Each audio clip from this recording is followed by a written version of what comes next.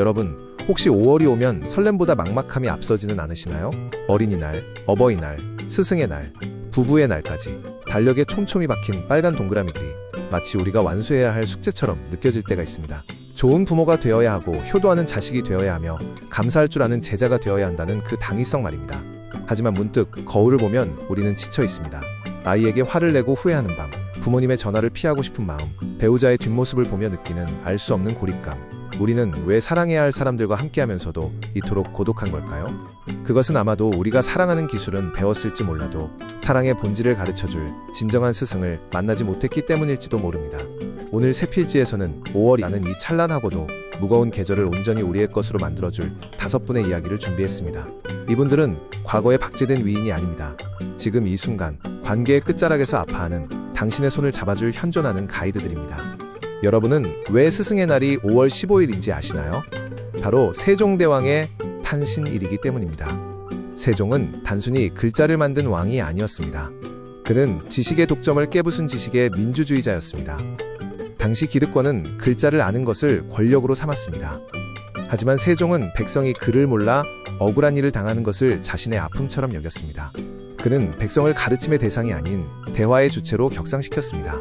농사직설로 삶의 방식을 나누고 향약집성방으로 우리 땅의 약재를 알려주었습니다. 우리가 오늘날 스승이라고 부르는 존재는 어떤 사람이어야 할까요? 정답을 알려주는 사람이 아닙니다. 세종처럼 상대방이 스스로의 목소리를 낼 수 있도록 그릇을 만들어주는 사람, 그것이 진정한 스승의 모습입니다. 이 가르침은 소파 방정환 선생에게로 이어집니다. 방정환 선생이 1922년 어린이날을 제정하기 전까지 아이들은 그저 어른의 소유물이거나 노동력이었습니다. 그는 아이들을 늙은이, 젊은이와 동등한 인격적 주체로 대우해야 한다는 철학적 선언으로 어린이라는 단어를 선물했습니다. 그가 발표한 어린이 해방 선언문을 가만히 들여다보면 눈물이 납니다. 아이들을 잠시도 때리지 말고 아이들에게 경어를 써달라는 그의 부탁은 사실 오늘날 우리에게도 여전히 유효한 경고입니다. 우리는 아이를 사랑한다고 말하면서 정작 아이의 독립된 자아를 얼마나 존중하고 있나요? 방정환 선생은 우리에게 묻습니다. 당신은 아이의 영혼을 보고 있습니까? 아니면 당신의 기대를 투영하고 있습니까? 이제 관계의 깊이를 더 들어가 보겠습니다. 어버이날의 상징으로 우리가 만날 인물은 신사임당입니다. 우리는 흔히 그를 현모양처라는 고정관념에 가두곤 하지만 사실 그는 자녀 교육의 패러다임을 바꾼 혁신가였습니다. 신사임당의 교육 핵심은 단 한 가지였습니다. 바로 솔선수범입니다. 그는 아이들에게 공부하라고 소리치지 않았습니다. 대신 스스로 붓을 잡고 그림을 그렸으며 책을 읽고 학문에 정진하는 뒷모습을 보여주었습니다. 7명의 자녀가 각기 다른 재능을 꽃피울 수 있었던 이유는 그가 획일적인 잣대를 들이대지 않았기 때문입니다. 율곡이이처럼 학문의 뜻이 있는 아이에겐 길을 열어주고 매창이나 이유처럼 예술적 감각이 있는 아이에겐 그들의 색깔을 존중해 주었습니다. 자녀는 부모의 입이 아니라 뒷모습을 보고 자란다는 말, 신사임당은 그 진리를 몸소 증명했습니다. 여러분의 뒷모습은 자녀에게 어떤 메시지를 주고 있나요? 이러한 가족 내의 사랑이 담장을 넘어 사회로 흐를 때 어떤 기적이 일어나는지 우리는 시현과 정혜영 부부를 통해 목격합니다. 부부의 날인 5월 21일은 둘이 하나가 된다는 뜻을 담고 있습니다.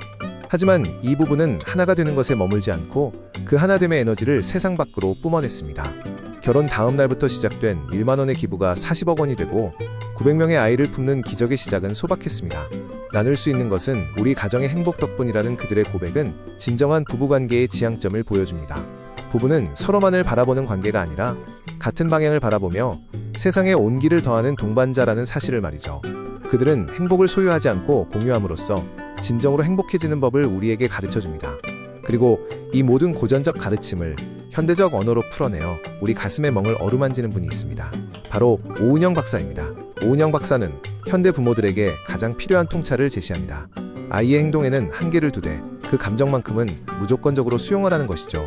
특히 그가 강조하는 부모 자신의 내면 아이 이야기는 우리를 울컥하게 만듭니다. 내가 부모에게 받지 못한 결핍이 자녀에게 대물림되고 있다는 서늘한 진실을 마주하게 할 때 우리는 비로소 치유의 문턱에 서게 됩니다. 양육의 완성은 자녀의 독립이라는 그의 철학은 역설적으로 부모가 먼저 독립된 존재로 행복해야 함을 시사합니다. 이 5분의 메시지를 관통하는 하나의 단어는 바로 존중입니다. 5월은 돈을 쓰고 선물을 사서 의무를 다하는 달이 아닙니다. 내가 가장 사랑하는 사람들을 한 명의 독립된 인간으로 다시 바라보는 달입니다. 오늘 영상을 보신 여러분께 제안합니다. 오늘 밤 가족 중 한 사람을 가만히 바라보며 마음속으로 이렇게 말해보는 건 어떨까요? 당신은 나에게 어떤 존재가 되기 이전에 그 자체로 고귀한 사람입니다. 라고 말이죠. 관계를 바꾸는 것은 거창한 기술이 아니라 이 짧은 한마디의 진심에서 시작됩니다. 세상에 필요한 지식, 오늘 세필지가 전해드린 이 5분의 유산이 여러분의 5월을 더 따뜻하게 만들어주길 진심으로 바랍니다. 오늘 내용이 도움되셨다면 구독과 좋아요 부탁드리고 여러분이 생각하는 5월의 진정한 스승은 누구인지 댓글로 남겨주세요. 저는 더 깊이 있는 통찰로 다시 찾아뵙겠습니다. 감사합니다.